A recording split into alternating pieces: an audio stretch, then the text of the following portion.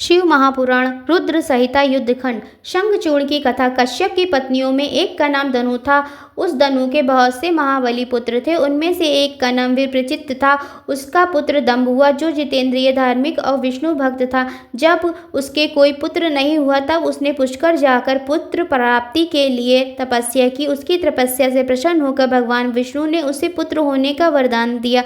तदंतर समय आने पर साध्वी दंभ पत्नी ने एक तेजस्वी बालक को जन्म दिया, जिसका नाम शंखचूड़ रखा गया। वह बालक अत्यंत तेजस्वी था। नित्य बाल क्रीड़ा करके अपने माता पिता का हर्ष बढ़ाने लगा। इधर शंखचूड़ बड़ा हुआ, तब वह पुष्कर में जाकर ब्रह्मा जी को प्रसन्न करने के लिए भक्ति पूर्वक तपस्या करने लगा। उसकी तपस्या से प्रसन्न होकर ब्रह्मा जी ने उसे देवताओं से अजय होने का वरदान दिया। फिर उन्होंने शंखचूड़ को दिव्य श्री कृष्ण कवच प्रदान किया। तदंतर ब्रह्मा जी ने उसे यह आज्ञा दी कि तुम बद्री वन को जाओ। वहीं धर्मध्वज की कन्या तुलसी सकाम भाव से तपस्या कर रही है, तुम उसके साथ विवाह कर लो। इसके अनंतर शंखचूड़ उस स्थान पर जा पहुंचा जहां धर्मध्वज की पुत्री तुलसी जप कर रही थी।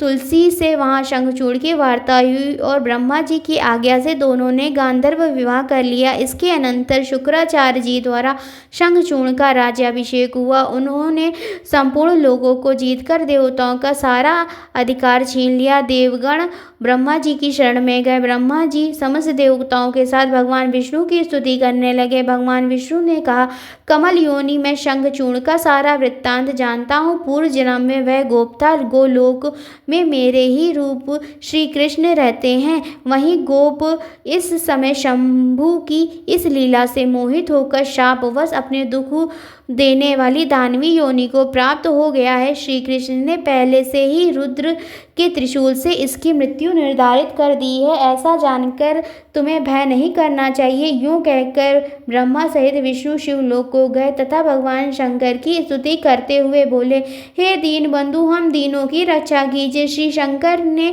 सबको आश्वस्त करते हुए कहा, हे देवगण, तुम लोग अपने अपने स्थान को लौट जाओ। मैं निश्चय ही शंखचूड़ का वध कर डालूंगा। महेश्वर के इस वचन को सुनकर समस्त देवताओं को परम आनंद प्राप्त हुआ।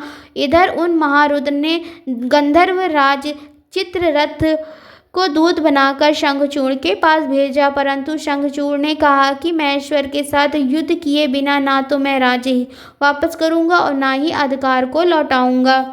शिवदूत पुष्पदंत ने लौटकर अपने स्वामी महेश्वर को शंखचूड़ की सारी बात सुना दी। भगवान रुद्र ने अपनी सेना के साथ युद्ध के लिए प्रस्थान किया। इधर शंखचूड़ ने महल के भीतर जाकर अपनी पत्नी तुलसी से यह सारी वार्ता सुनाई तथा युद्ध में जाने से पूर्व उसे ढांढस बधाया। तदंतर दानवराज ने कवच धारण करके अपनी सेना के साथ युद्ध के लिए प्रस्थान किया। घोर युद्ध प्रारंभ हो गया। उसी समय आकाशवाणी हुई, जब तक इस शंखचूड़ के हाथ में श्री हरि का परम उग्र कवच रहेगा और इसकी पतिव्रता पत्नी तुलसी का सतीत्व अखंडित रहेगा, तब तक इस पर जरा और मृत्यु अपना प्रभाव नहीं डाल सकेंगे। अतः हे जगदीश्वर शंकर, ब्रह्मा के इस वचन को सत्य कीजिए। शिवजी ने उस आकाशवाणी को सुनकर उसे स्वीकार कर लिया और विष्णु को इस कार्य के लिए प्रेरित किया। मायावी ने श्रेष्ठ मायावी भगवान विष्णु ने एक वृद्ध ब्राह्मण का वेश धारण कर शंखचूड़ से भिक्षा रूप में कवच मांग लिया और फिर शंखचूड़ का रूप धारण करके तुलसी के पास पहुंचकर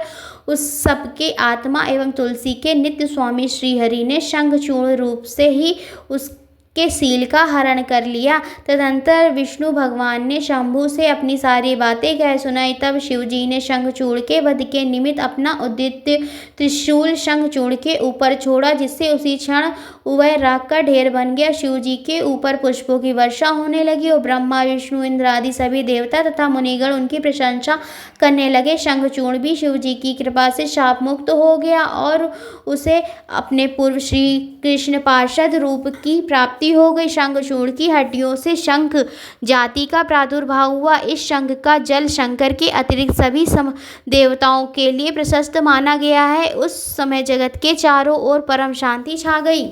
तुलसी एवं शालिग्राम शिला के महात्म्य का वर्णन। भगवान श्री हरि ने जब तुलसी का शील हरण किया, तदंतर तुलसी ने मन में संदेह होने पर यह समझा कि ये साक्षात विष्णु हैं, परंतु उनका पतिव्रत नष्ट हो चुका था।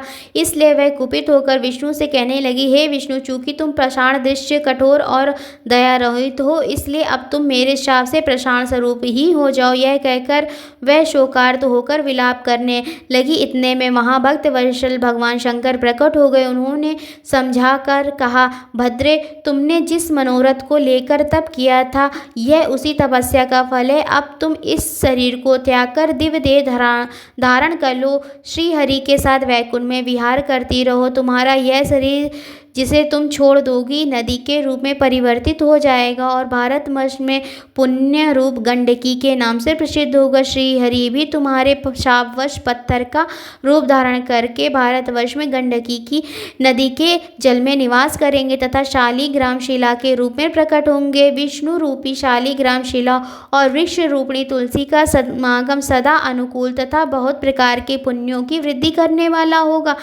हे भद्रे, जो शालिग्राम शिला के ऊपर से तुलसी पत्र को दूर करेगा, उसे जन्मांतर में स्त्री वियोग की प्राप्ति होगी। जो पुरुष शालिग्राम शिला, तुलसी और शंख को एकत्रित करके उसकी रक्षा करता है, वह श्री हरि का प्यारा होता है।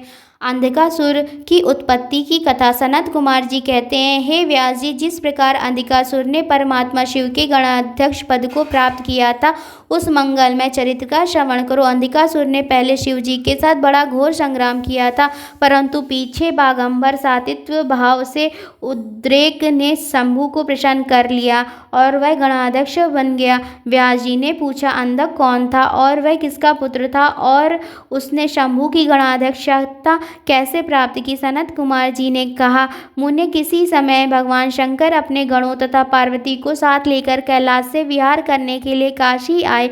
उन्होंने काशी को अपनी राजधानी बनाया, भैरव को उसका रक्षक नियुक्त किया।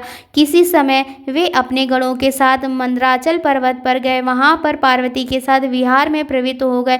पार्वती ने क्रीड़ा करते हुए सदाशिव के नेत्र अपने दोनों हाथों से बंद कर दिए। नेत्रों के बंद हो जाने पर उस क्षण में घोर अंधकार छा गया। उनके ललाट का स्पर्श करते ही उष्णता से पार्वती के दोनों हाथों से श्वेत बिंदु टपकने लगे।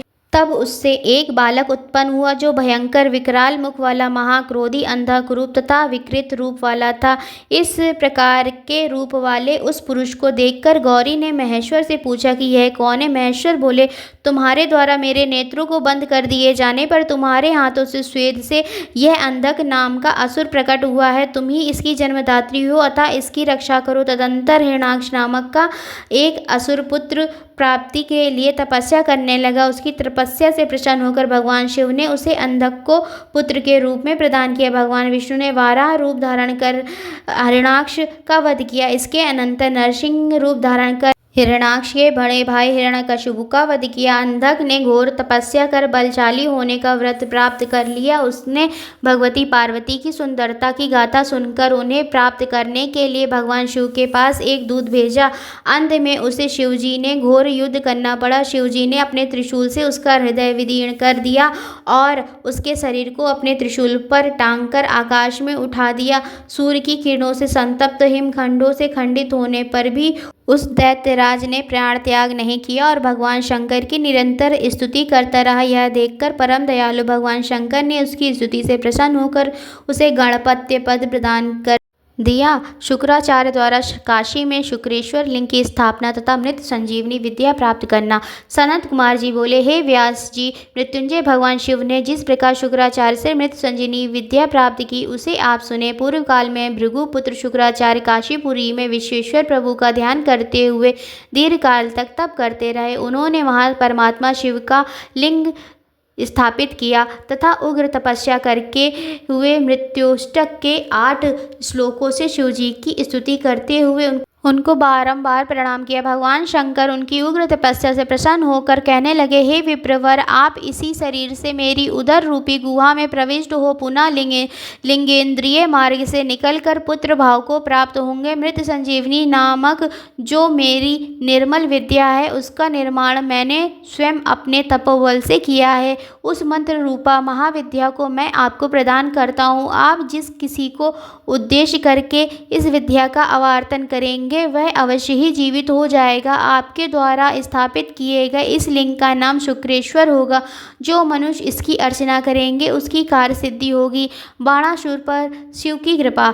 बाणासुर बलि का औरस पुत्र था। दैत्यराज बाणासुर अपने बल से तीनों लोकों को तथा उसके स्वामियों को जीतकर शोणित नामक पुर में राज करता था। उसकी 1000 भुजाएं थी। बाणासुर की पुत्री का नाम उषा था। उसका विवाह भगवान श्री कृष्ण के पौत्र अनिरुद्ध के साथ हुआ। बाणासुर महान शिव भक्त था। शिव भक्ति में लीन होकर उसने भगवान शिव को प्रसन्न करने के लिए तांडव नृत्य किया।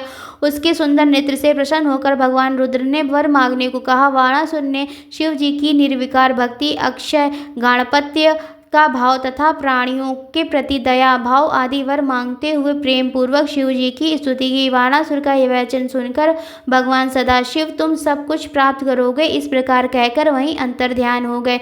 गजासुर वध की कथा तथा कृतिकाश्वर लिंग की स्थापना।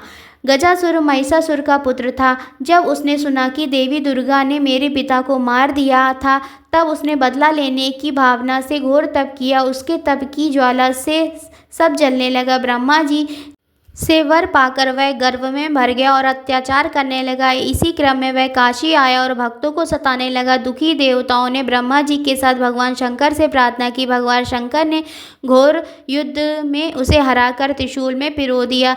तब उसने भगवान शंकर का स्तवन किया। गजासुर के द्वारा वर मांगने पर भगवान शिव ने कहा, हे दानव, तेरा यह पावन शरीर मेरे इस मुक्ति साधक काशी के क्षेत्र में मेरे लिंग के रूप में स्थित हो जाए। इसका नाम कृतिकाश्वर होगा। यह संपूर्ण लिंगों में शिरोमणि और मोक्षप्रद होगा। यह सुनकर विष्णु और ब्रह्मा आदि समस्त देवताओं का मन हर्ष से परिपूर्ण हो गया। ब्रह्मा जी कहते हैं, हे मुनि सत्तम, मैंने तुमसे रुद्र संहिता के अंतर्गत इस युद्ध खंड का वर्णन कर दिया। यह खंड संपूर्ण मनोरथों को प्रदान करने वाला है तथा भुक्ति मुक्ति रूपी फल देने वाला है। इस प्रकार रुद्र संहिता का यह ब्रह्मा और श्री नारद जी का कल्याणकारक संवाद पूर्ण रूप से संपन्न हुआ। हर हर महादेव।